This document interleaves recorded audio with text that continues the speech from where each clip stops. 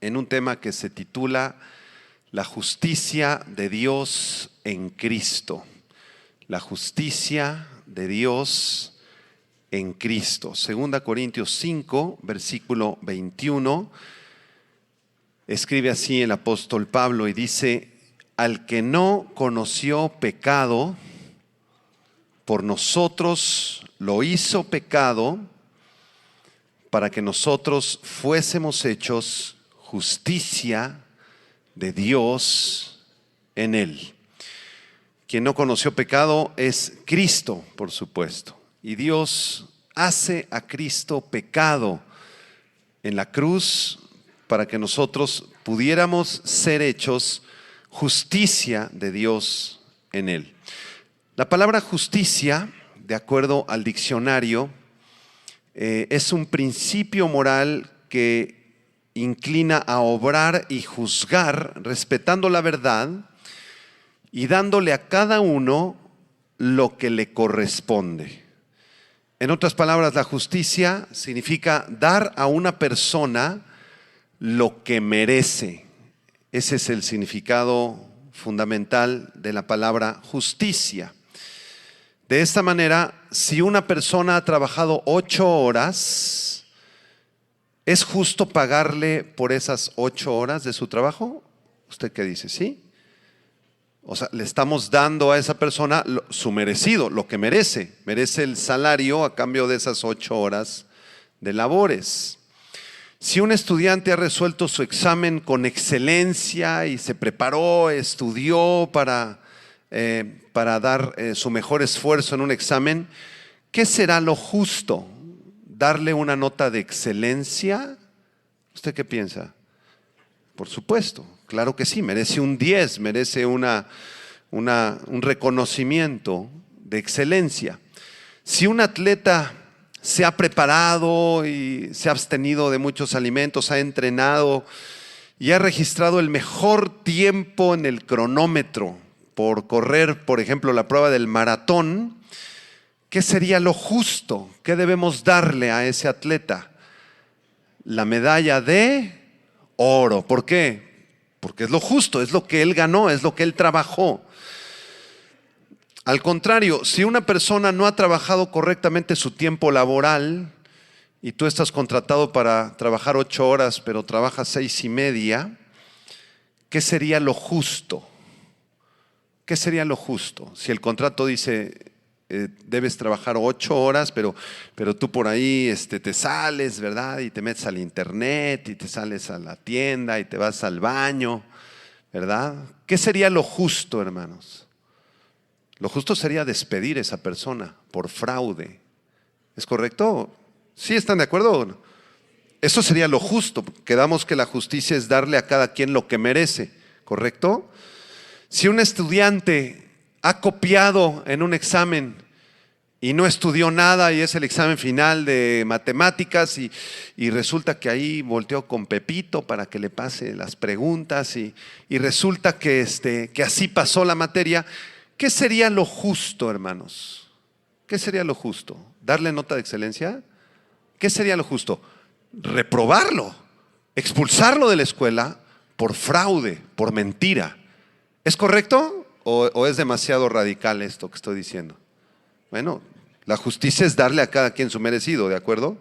Si un atleta cometió doping y consumió sustancias prohibidas para desarrollar sus músculos y de esa manera ilegal llegó a correr el maratón y calificar en primer lugar, ¿qué sería lo justo, hermanos?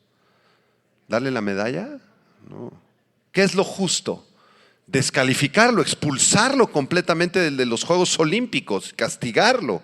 ¿Es correcto?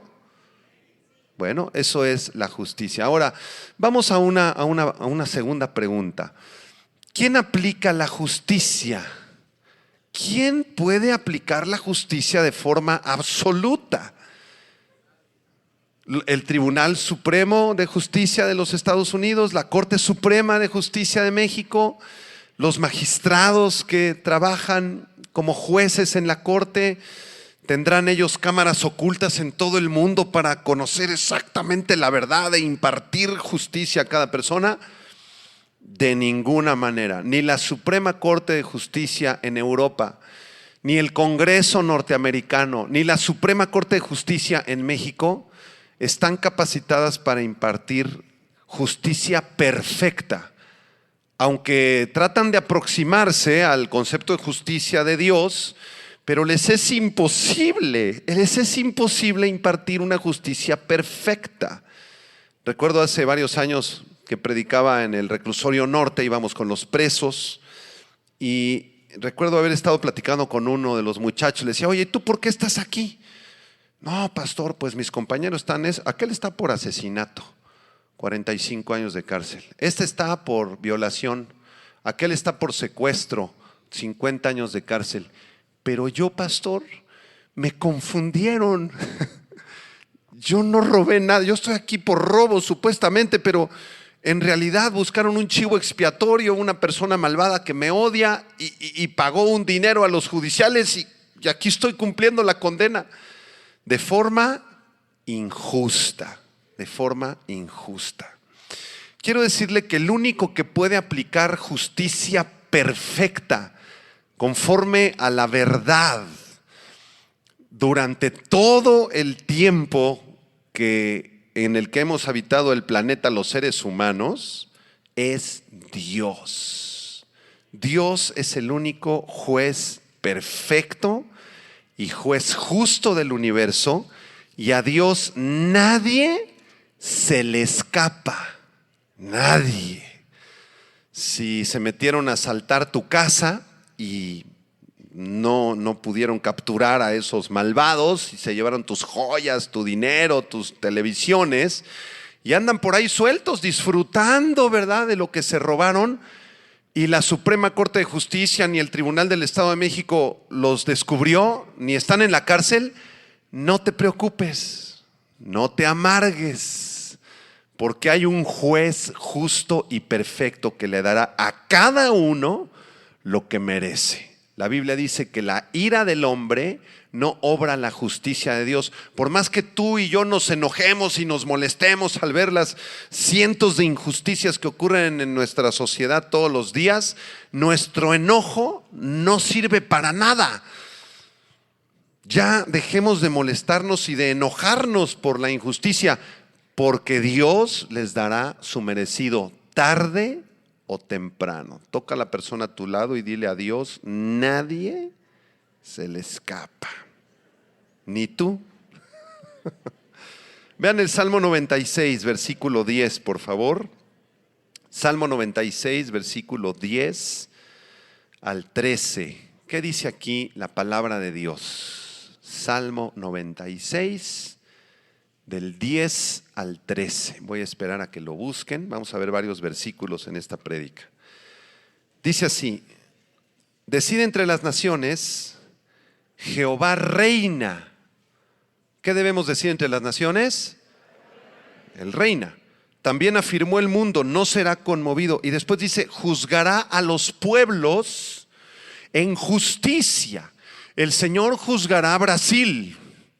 El Señor juzgará a México y sus gobernantes, no tú.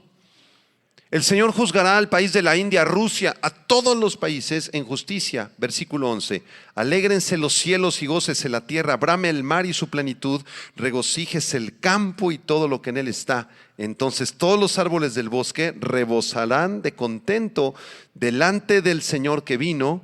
¿Por qué? Porque vino a juzgar la tierra, juzgar al mundo con justicia y a los pueblos con su verdad.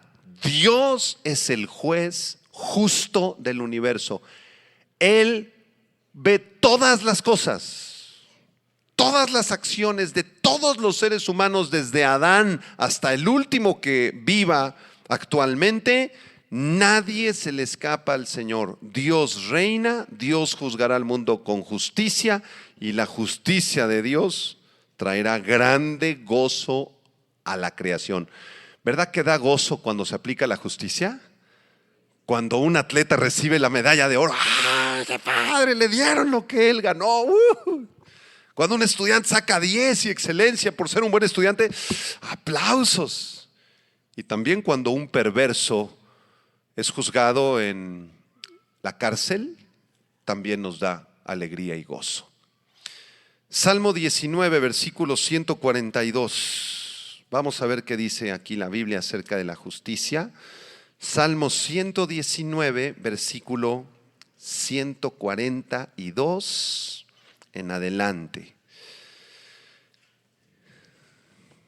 ¿Qué dice aquí la Biblia acerca de la justicia? Salmo 119, 142 dice: tu justicia es justicia eterna y tu ley la verdad. ¿Cuántos le pueden decir esto a Dios? A ver, diga conmigo: tu justicia es justicia eterna, tu ley la verdad. Después el 143 dice: aflicción y angustia se han apoderado de mí, mas tus mandamientos fueron mi delicia. Justicia eterna son tus testimonios, dame entendimiento y viviré. O sea, la justicia de Dios es eterna, no es para pasado mañana, ni se aplicó en la antigüedad, pero ahorita ya quién sabe dónde está el Señor y por eso hay tantas injusticias, porque Dios ya no reina. No, de ninguna manera. La justicia de Dios es hacia el pasado, ocurre en el presente y se extiende al futuro. La justicia de Dios es una delicia, hermanos. Así que podemos descansar en la justicia de Dios, ¿verdad que sí? ¿Cuántos de ustedes han sufrido por ahí alguna injusticia? No levanten la mano, porque todos la levantarían, ¿verdad?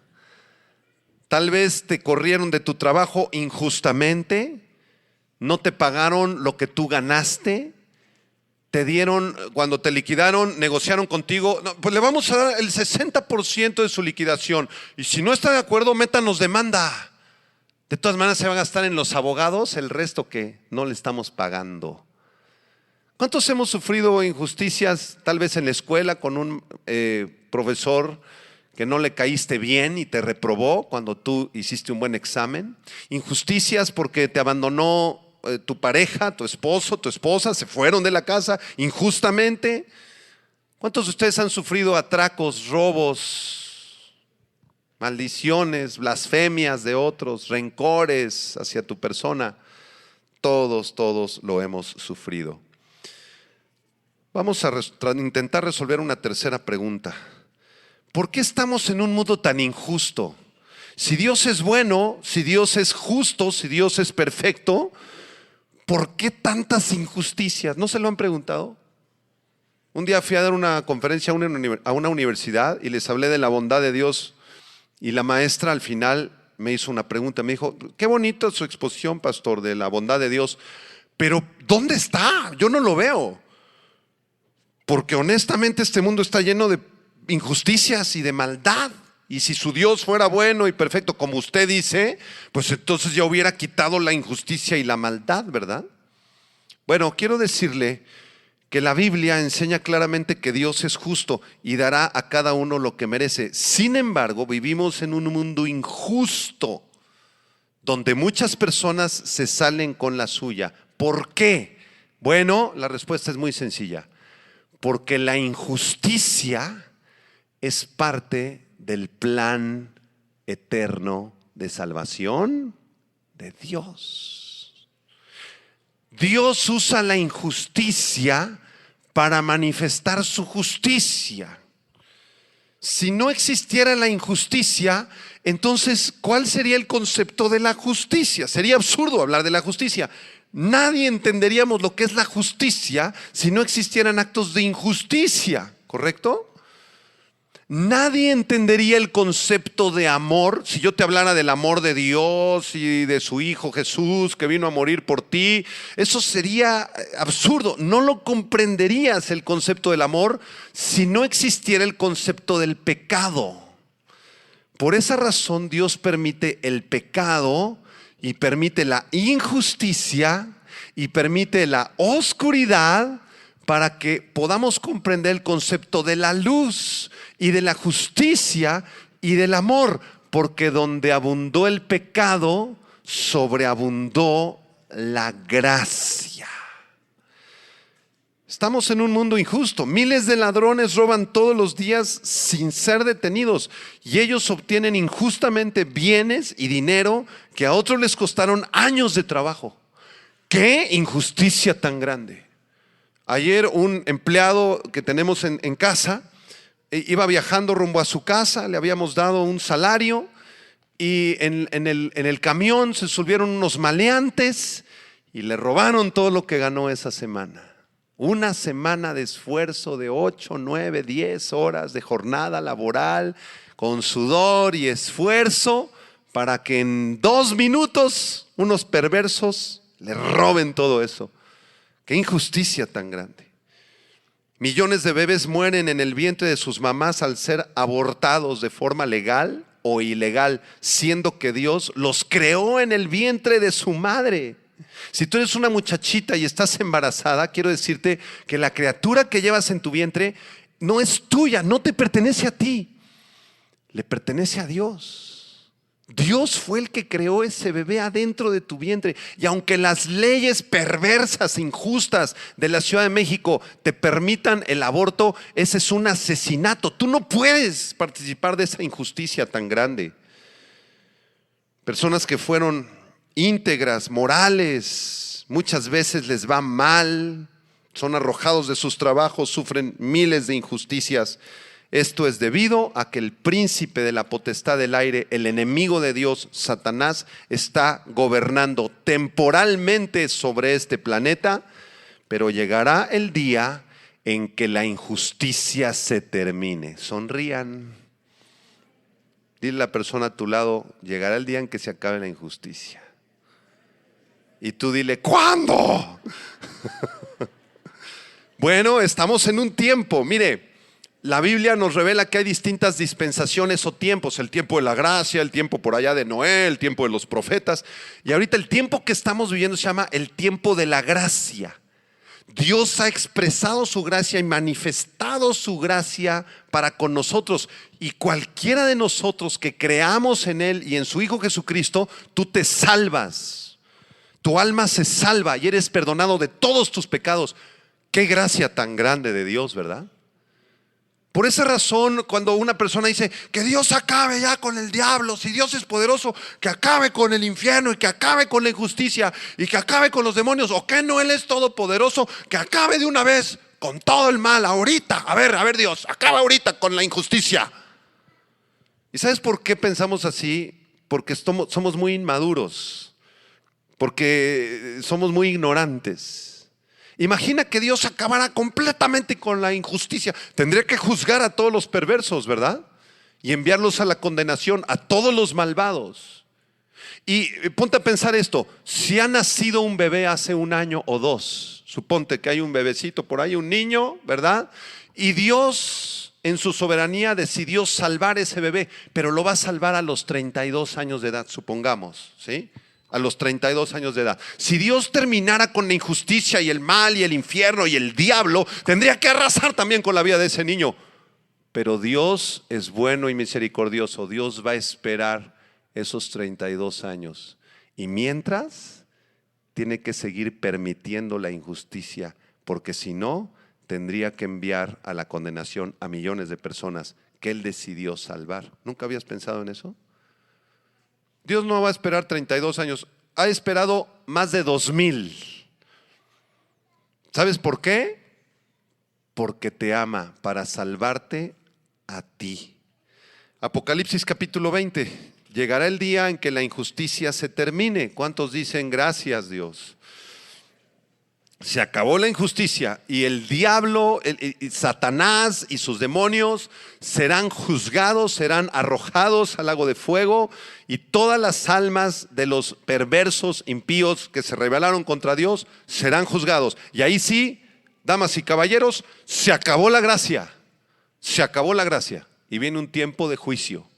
Apocalipsis 20, versículo 10. Vamos a leer este versículo que es de los más alegres de toda la Biblia. ¿Qué dice Apocalipsis 20:10? Y el diablo que los engañaba fue lanzado en el lago de fuego y azufre, donde estaban la bestia y el falso profeta, y serán atormentados día y noche por los siglos de los siglos. Se acabó la injusticia. Versículo 11.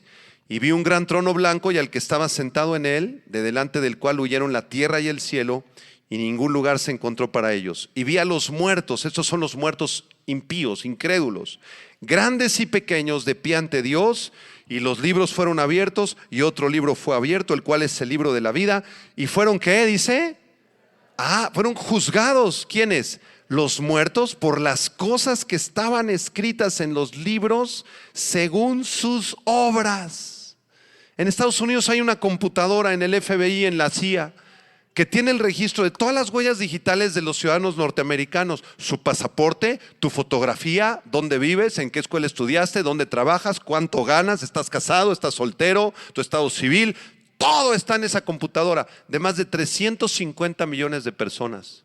Bueno, pues esa computadora que nos asombra en el siglo XXI no es nada comparado con la computadora que Dios tiene en el cielo. Porque Dios tiene no solo el registro de tus huellas digitales, el color de tus ojos, dónde vives, si estás casado, si estás soltero, qué día naciste, qué día vas a partir de este mundo, si fuiste papá, si no fuiste papá, todos los detalles. No solo eso, sino que Dios también tiene cada motivo del corazón, cada pensamiento registrado. Y va a llegar el día en que estos muertos perversos serán juzgados. Que pase el mochaorejas. Oye, aquí a los 16 años alguien te habló del evangelio y tú blasfemaste, te apartaste y terminaste siendo un asesino. Luego a los 35 años en la prisión yo te envié 5 pastores a lo largo de 14 años y a los 5 los rechazaste.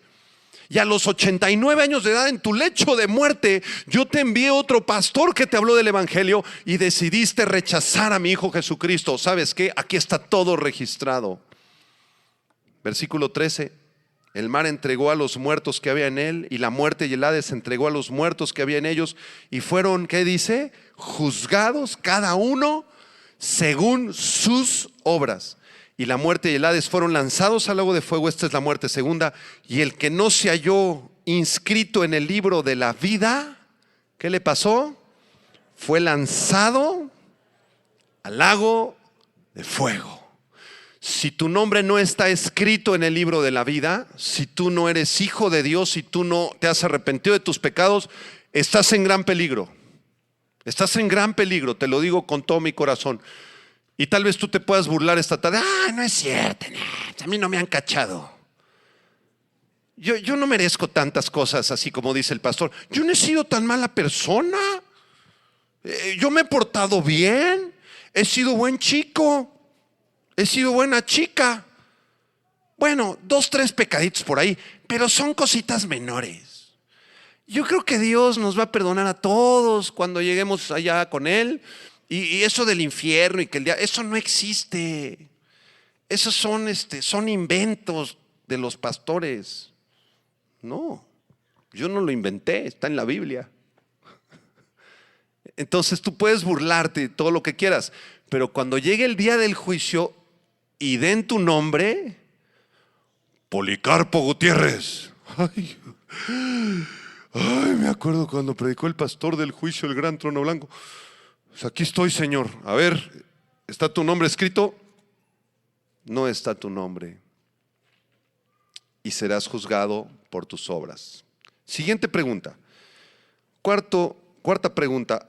A ver, ¿somos los seres humanos justos o injustos? Muy buena pregunta, ¿verdad? ¿Somos justos los seres humanos? Por naturaleza nos sale la justicia y el amor y así amamos a todos y a todos le damos lo que merecen, ¿verdad? Y a todos los tratamos con respeto, con amor, con cariño. ¿O nos sale otra cosa de repente por ahí? Bueno, vamos a preguntarle a la Biblia, porque tal vez tú te sientas una persona muy recta, muy justa. Yo tengo un familiar que es ateo y dice, ¿sabes qué? No, yo no creo en Dios, definitivamente Dios no existe, ¿no? Fin de la discusión. Y eso del pecado y que del juicio final y que Dios le va a dar a cada quien, esas son mentiras, me dice esta persona, mi tía. Y ella dice, ¿sabes qué? Yo he sido una buena persona. Yo nunca he matado, hijo. Nunca he robado. Nunca cometí adulterios ni cosas espantosas. Soy una buena persona. Es más, hasta de repente les llevo de comer tortas a los pobres. Aquí en la glorieta de Sor Juana, los inmigrantes, hago tortas de jamón y se las llevo. Entonces, si es que existe un cielo, seguro yo voy a estar ahí. Bueno, esa es la opinión de ella, ¿verdad? Y de millones de personas que piensan así.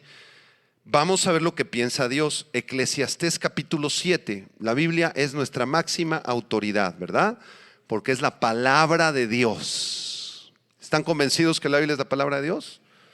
Bueno, Eclesiastés 7, versículo 20. A ver, vamos a ver qué dice aquí. ¿Ya lo tienen?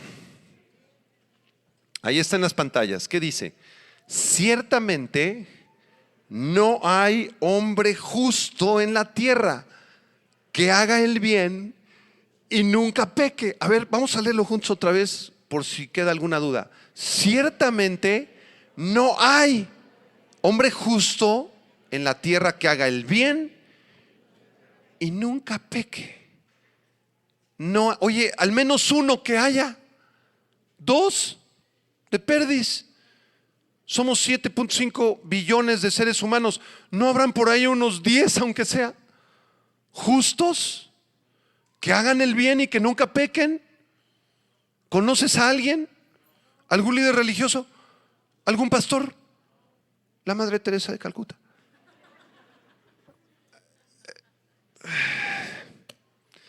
La Biblia dice que no hay ni siquiera uno justo. Que aunque tú seas una buena persona y te hayas esforzado en vivir una buena vida, no nos alcanza nuestra justicia. Y quizás sí seas una buena persona. Y mis familiares que les platicaba que son ateos, son excelentes personas, son gente de trabajo, gente de respeto, gente que no está en los vicios, en las adicciones, gente que educó bien a sus hijos, que no dice groserías, que son honestos, que pagan sus deudas. Son extraordinarios ciudadanos. Pero en la opinión de Dios no les alcanza su justicia para llegar a Dios. Es como si un río gigantesco, imagínense un río de 500 metros, ¿verdad? Nos separara de Dios. Y entonces nosotros como pecadores decimos, le voy a echar ganas, voy a ser una buena persona y voy a tratar de agarrar impulso y voy a saltar con un gran salto esos 500 metros para pasar al otro lado del río y llegar a la presencia de Dios. Aunque tú tomaras mucho impulso, tal vez tu salto sea como de 3 metros.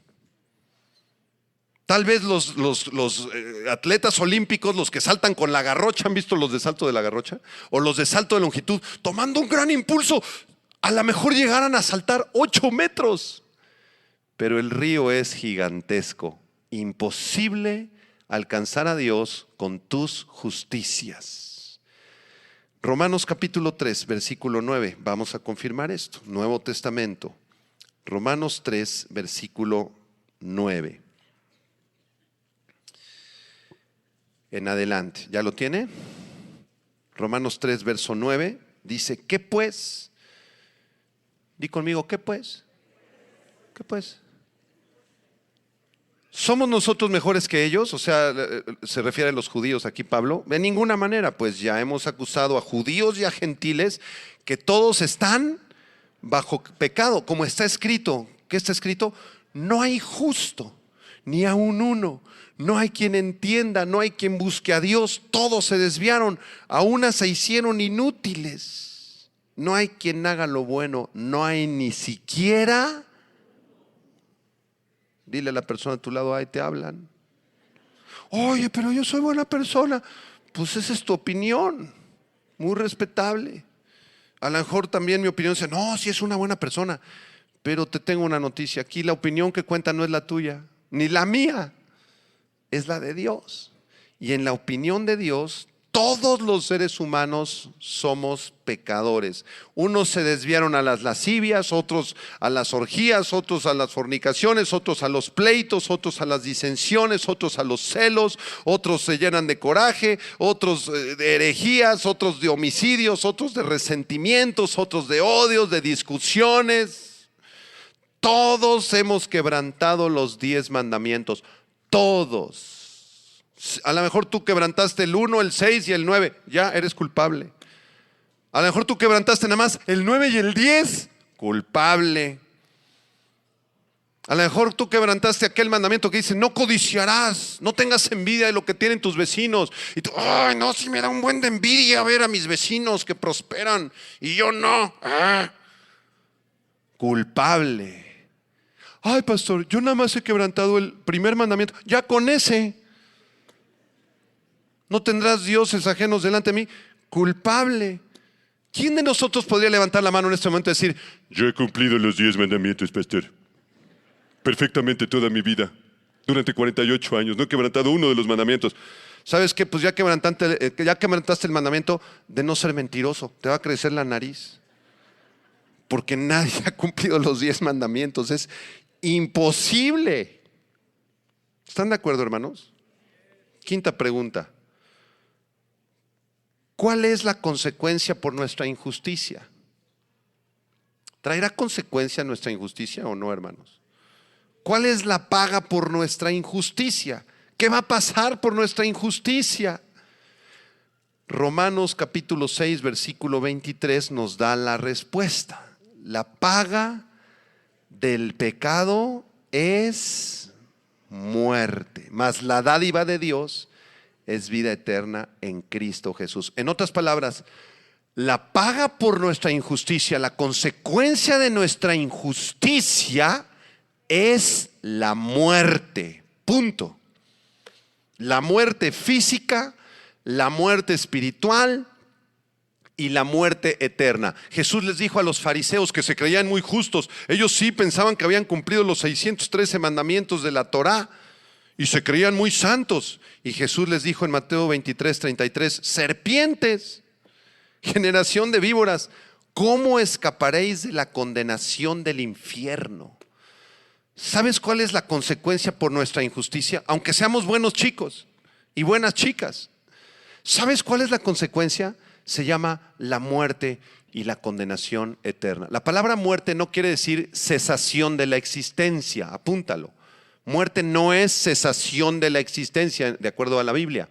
La palabra muerte, tánatos, de ahí viene la palabra tanatología, del griego tánatos, significa separación. Separación. Así de fácil. Eso es lo que quiere decir muerte. Entonces, la consecuencia de nuestra injusticia, de nuestro pecado, es la muerte física. Cuando el espíritu se separa del cuerpo, nos deja de latir el corazón, se murió. Pero también es la muerte espiritual, la separación de Dios. La separación de Dios. Estamos separados de Dios. Y también la muerte eterna, la separación eterna de Dios. Esa es la consecuencia por nuestro pecado. Cuando empecé esta conferencia, llegamos a la conclusión de que Dios es justo, ¿verdad que sí? Que Él es el juez eterno, que Él sí es perfecto, Él sí es santo, Él nunca quebrantó ninguno de sus mandamientos, Él nunca ha pecado porque es Dios. Entonces, si Dios realmente es justo, tiene que aplicar justicia. Dios no puede estar jugando y decir: yo soy el juez justo del universo, pero los perdono a todos mis chiquilines, no hay ningún problema, vénganse todos al cielo conmigo. Si Dios hiciera eso, entonces sería un mentiroso, porque Dios es perfectamente justo y perfectamente santo, y nosotros somos perfectamente injustos. Diga conmigo: estamos en un problema. La humanidad completa, casi toda la humanidad, se encuentra separada de Dios, ¿verdad? Somos como muertos vivientes, como los walking deads en inglés, ¿verdad? Hay una serie que son los muertos vivientes, ahí están los muertos y así, van caminando por todos lados. Y así está el mundo. La mayoría de los seres humanos viven para sí mismos, para el pecado, para ganar algo de dinero, para tratar de ser felices, para alcanzar la bondad. Pero en realidad están separados de Dios, están muertos de Dios. Esa es la consecuencia por sus pecados. Sexta pregunta. Una pregunta más. ¿Será posible ser librados de la condenación del pecado y de la muerte y de la condenación eterna, hermanos? ¿Habrá alguna solución a esto? ¿Sabe que yo estoy convencido que la condenación eterna, el infierno y todo eso, tiene una ilustración aquí en el planeta Tierra, que son las cárceles? Cuando tú vas a una cárcel, haz de cuenta que es una ilustración de lo que pasa en el infierno. Las cárceles se dividen en varias secciones. Una sección se llama el COC, el Centro de Observación y Clasificación, que es donde entraron los nuevos presos, pero todavía no han sido juzgados. Ahí están esperando su juicio, ahí están esperando. Pero después los pasan a la otra sección, a la parte de los internos, que es cuando ya los juzgaron. ¿Sabes qué? Este mató, este robó, 50 años de prisión. Y los pasan ya a la parte de los internos. Y en la parte de los internos, los que son más rebeldes o los que siguen ahí cometiendo injusticias y cosas, los pasan a otra sección, que son las celdas de alta seguridad, donde están 20 o 30 tipos atrás de las rejas así, y no pueden ni dormirse acostados. Duermen, se amarran a las celdas y ahí se duermen así como pueden los muchachos. Son los de alta peligrosidad. Igualito es el infierno, igual. Una persona que muera en sus pecados va al Centro de Observación y Clasificación, donde estará esperando el día del juicio para ser pasado con los internos. ¿Será posible ser librado de esta condenación, hermanos? La respuesta, gracias a Dios, es sí. Sí es posible, sonrían. Pero hay un requisito. El requisito para que tú seas libre de la condenación del pecado es que tú vivas una vida absolutamente perfecta. Ezequiel capítulo 18. A ver, vamos. Antiguo Testamento. Ezequiel capítulo 18. Está Isaías, Jeremías y después viene Ezequiel. Capítulo 18.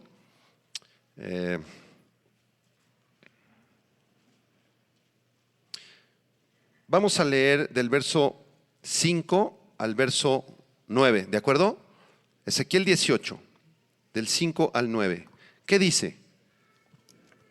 Dice, el hombre que fuere justo e hiciere según el derecho y la justicia, que no comiere sobre los montes, ni alzare sus ojos a los ídolos de la casa de Israel, ni violare a la mujer de su prójimo, ni se llegare a mujer menstruosa, ni oprimiere a ninguno, que al deudor devolviere su prenda, que no cometiere robo, que diere su pan al hambriento, que cubriera el desnudo con su vestido, que no prestare a interés ni tomase usura, que de la maldad retrajere su mano e hiciere juicio verdadero entre hombre y hombre, en mis ordenanzas camine, que guarde mis decretos para hacer rectamente. Este es justo, este vivirá, dice Jehová.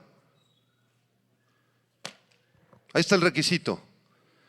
Dios demanda de ti una vida perfecta en santidad, perfecta en justicia, perfecta en obediencia, perfecta en buenas obras, perfecta en bondad, perfecta en amor, perfecta en gozo, perfecta en misericordia, perfecta en compasión, perfecta en paz. ¿Quién la tiene, hermanos? Levante su mano. Ninguno levantó la mano. Entonces la respuesta la tenemos que cambiar. ¿Es posible ser librados de la condenación del pecado y de la muerte? No, no es posible. En nuestros propios esfuerzos no es posible, imposible. Estamos separados de Dios.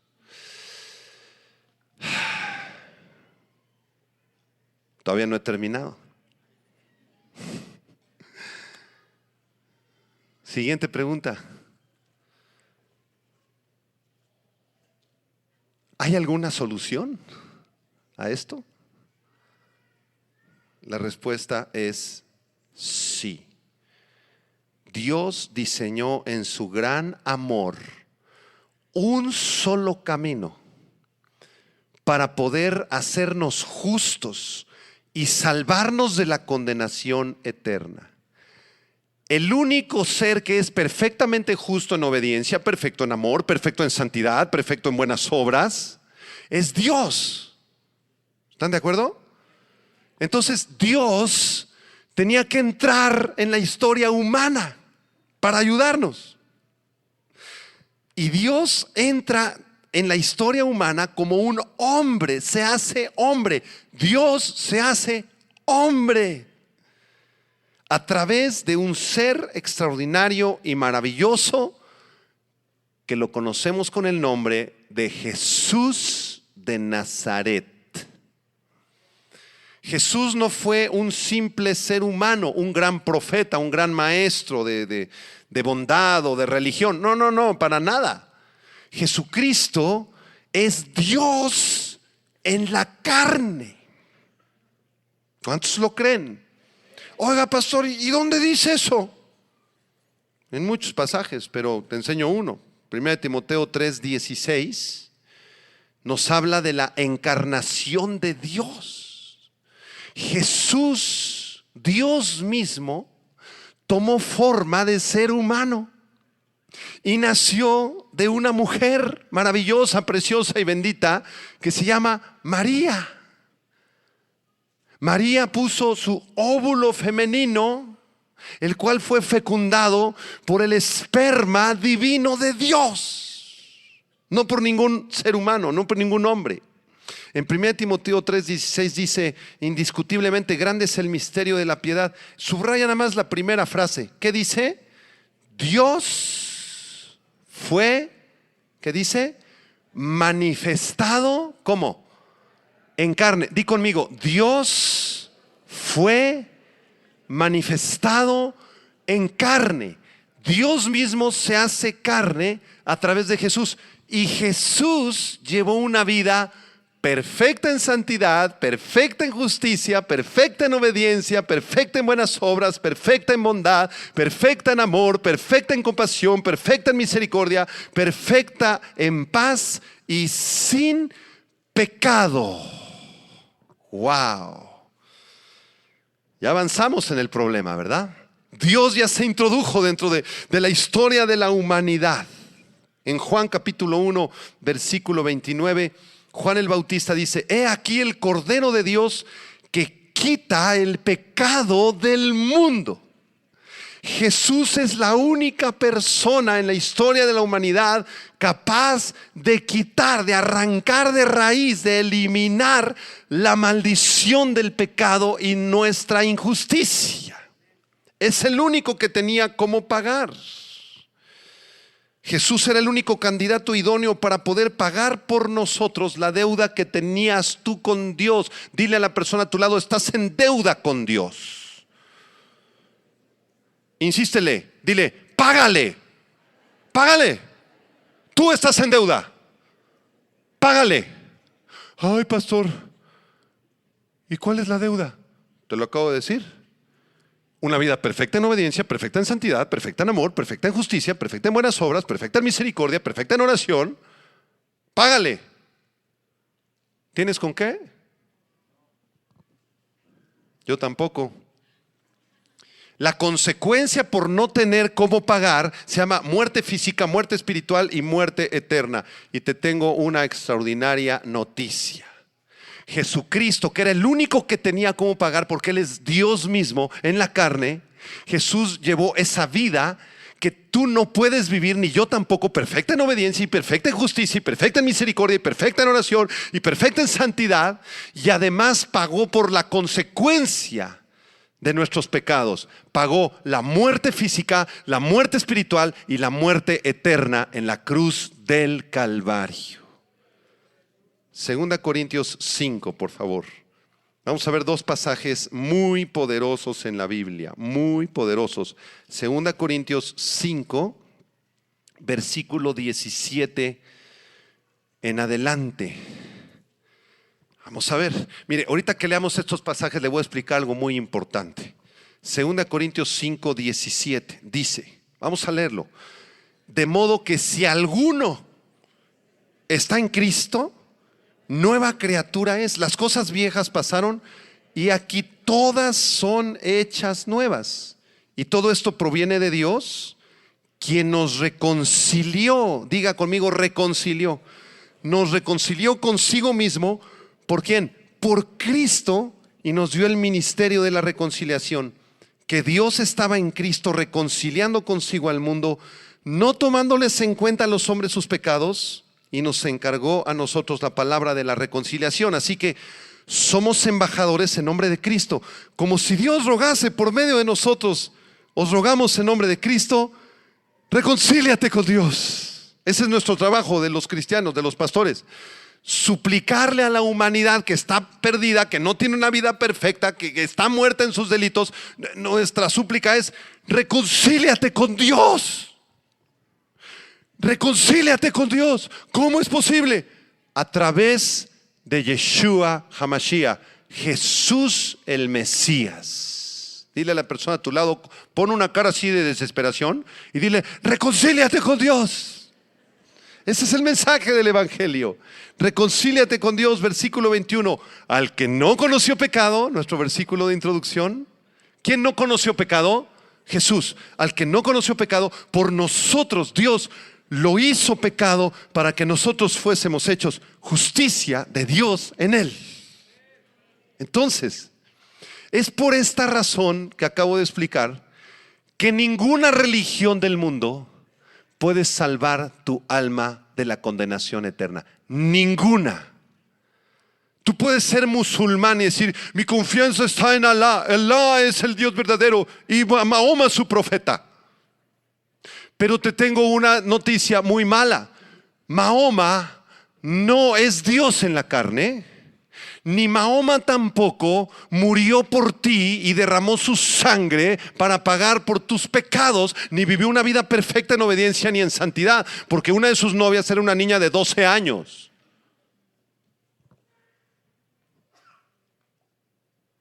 El Islam no puede llevar a nadie al cielo. Tú puedes decirme: pastor, pues yo soy testigo de Jehová, y nuestros líderes testigos de Jehová, y el juez Russell, el fundador de los testigos de Jehová, y su sucesor, el juez Rutherford, nos dejaron escritos muy importantes y nos enseñaron que solamente en los testigos de Jehová está la salvación. Te tengo una noticia: el juez Russell ni el juez Rutherford vivieron una vida perfecta en obediencia ni en santidad. Ni el juez Russell fue llevado al monte Calvario a morir por ti en la cruz, ni el juez Rutherford derramó su sangre por ti. La religión de los testigos de Jehová es una falsa religión.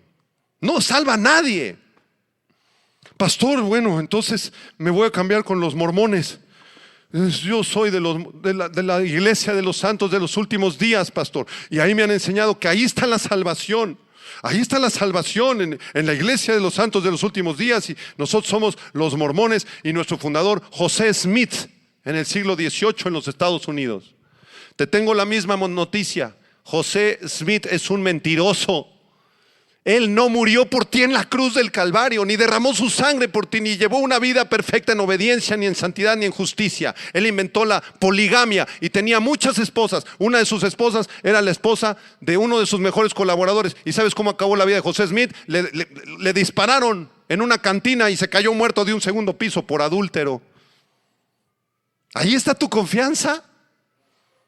Tú puedes decir: pastor, pues es que yo soy entonces de la nueva era, y en la nueva era nos han enseñado de las constelaciones familiares y que nosotros podemos llegar al más allá a través de la meditación en la fuerza suprema que es Dios. Llámale Buda, Cristo, como tú le llames, no importa. Todos los dioses y todas las religiones llevan a Dios. Todos somos uno. Yo quiero decirte que el fundador de la nueva era y todos los maestros de la nueva era, ninguno de ellos vivió una vida perfecta en santidad, ni en obediencia, ni en justicia, y ninguno de ellos murió por ti en la cruz del Calvario. Pastor, yo soy de la religión tradicional en México, del catolicismo, y ahí nos enseñaron que ahí está la salvación. Te tengo una noticia: en el catolicismo tampoco está la salvación. Porque los líderes más grandes del catolicismo romano no vivieron una vida perfecta en obediencia, ni perfecta en santidad, ni perfecta en justicia, ni murieron por ti en la cruz, ni derramaron su sangre por ti. Ay, pastor, pues yo soy protestante, yo soy de los de Martín Lutero y de la Reforma Protestante, y en la Reforma Protestante nos enseñaron que si yo soy protestante, entonces voy a ser salvo. Te tengo una noticia: tampoco en la iglesia protestante tú alcanzarás salvación, porque ni Martín Lutero ni Juan Calvino murieron por ti en la cruz, ni llevaron una vida perfecta de obediencia ni de santidad. Ninguna religión puede salvarte. Damas y caballeros, hermanos en Cristo, la salvación no se encuentra en una religión, se encuentra en una persona muy diferente. en la persona de Jesucristo, el Hijo de Dios.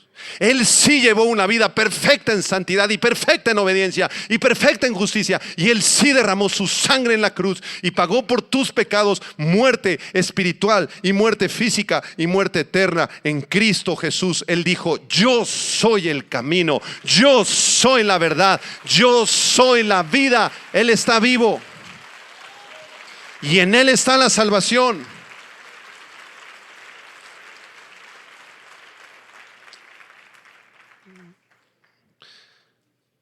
Hace muchos años había en los Estados Unidos una tribu de los indios cheroques.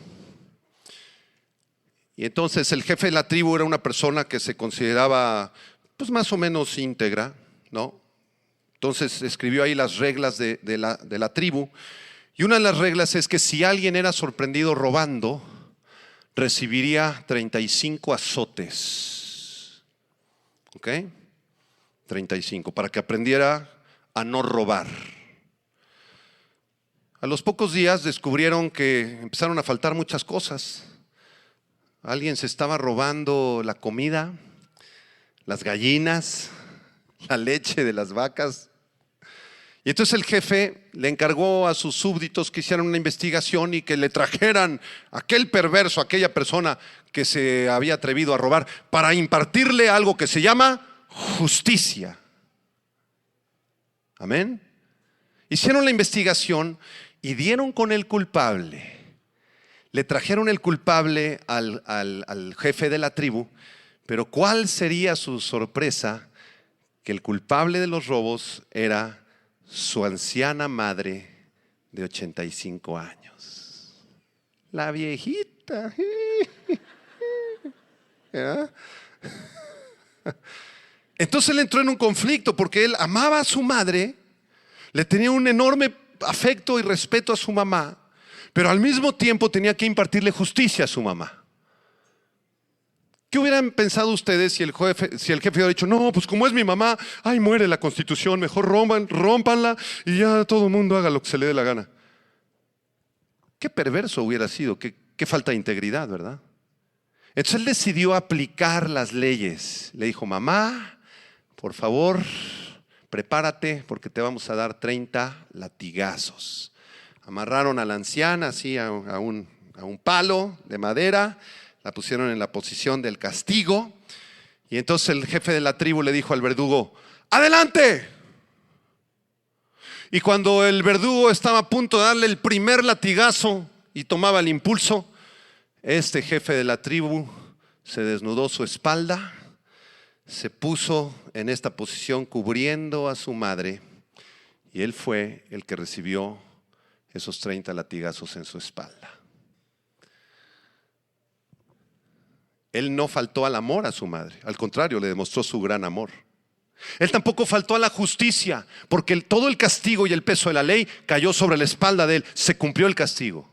Algo infinitamente mayor hizo Jesucristo por nosotros en la cruz del Calvario. Él murió por nosotros, Él llevó el castigo por tus mentiras, por mis pecados, por nuestras inmoralidades, por todas nuestras faltas, por tus fracasos morales. Él llevó tus fracasos morales en la cruz. Él llevó tus perversiones, Él llevó todas las veces que copiaste en los exámenes. Él llevó todas las veces que has envidiado a los demás. Él llevó todas tus maldiciones generacionales. En la cruz del Calvario, Él pagó por todos nuestros pecados.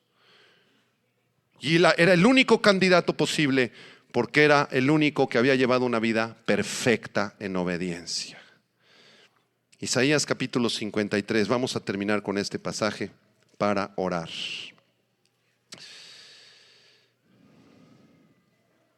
Isaías 53, versículo 3 en adelante.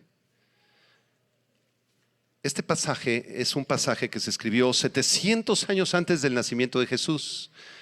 Es un pasaje que a nosotros nos encanta leerle a todos nuestros amigos judíos. Si hay amigos judíos, bienvenidos, les amamos y bendecimos a la nación de Israel. Pero este pasaje habla de un hombre que vendría a morir por los pecados de Israel y de todo el mundo. Y ese hombre es Yeshua, es Jesús. Isaías 53, versículo 3, ¿qué dice?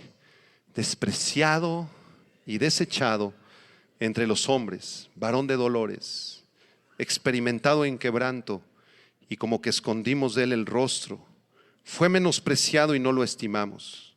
Ciertamente llevó él nuestras enfermedades y sufrió nuestros dolores, y nosotros le tuvimos por azotado, por herido de Dios y abatido. Mas él herido fue por nuestras rebeliones, molido por nuestros pecados. El castigo de nuestra paz fue sobre él, y por su llaga fuimos nosotros curados. Todos nosotros nos descarriamos como ovejas, cada cual se apartó por su camino, mas el Señor cargó en él el pecado de todos nosotros. De tal manera amó Dios a este mundo, que dio a su Hijo Jesucristo, para que cualquiera que crea en él no se pierda tu alma, mas tenga vida eterna. Cuando tú crees en Jesús y crees en su sacrificio y comienzas a seguirlo y naces de nuevo y lo amas con todo tu corazón y te entregas a él, ocurre un milagro extraordinario. Dios comienza a considerarte a ti, a usted el Señor, a usted hermano, a usted jovencita, a usted jovencito, a ti niño. Te empieza a considerar a ti como si tú estuvieras viviendo la vida de Jesús. Y ve a Jesús en la cruz como si él hubiera vivido tu vida. Es un intercambio. Fuimos al reclusorio sur hace muchos años. Se convirtió en una señora que había matado unas cuantas viejitas. Le decían la mata viejitas, ¿se acuerdan? Muy famosa ella. Y le compartimos este mensaje y ella se entregó a Cristo. Me dice, es que ¿cómo es posible? Dios no me puede perdonar. Yo maté a muchas personas, fui una perversa, fui una malvada, una ladrona, una asesina.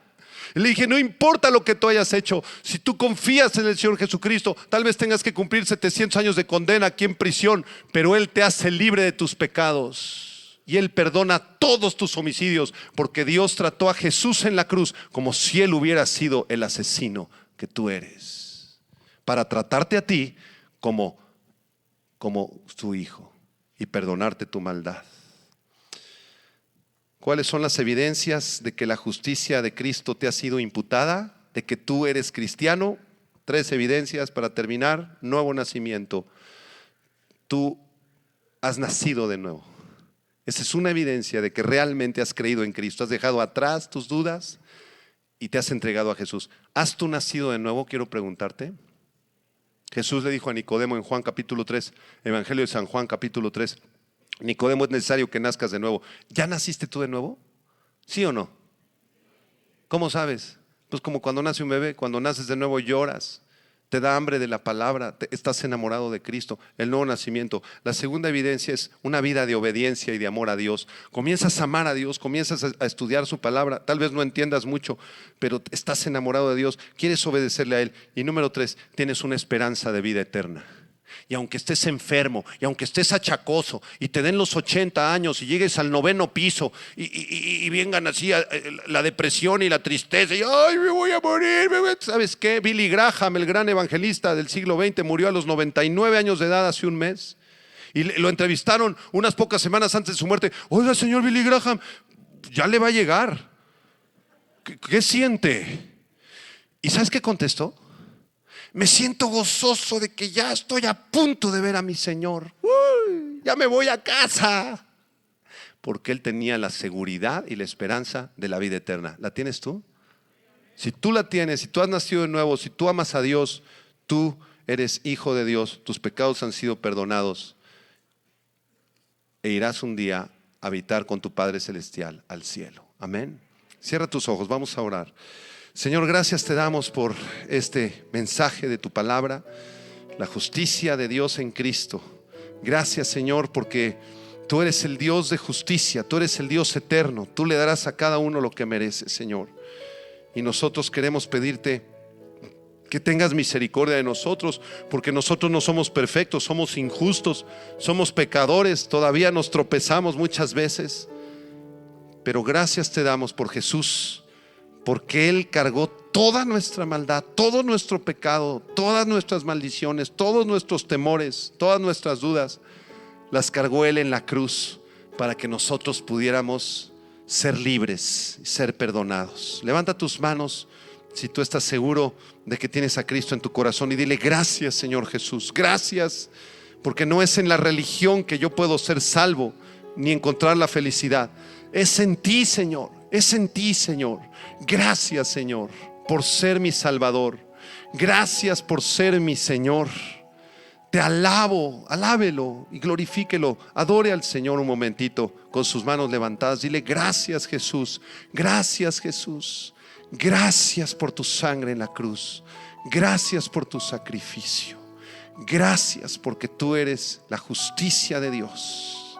Gracias por perdonarme, Señor.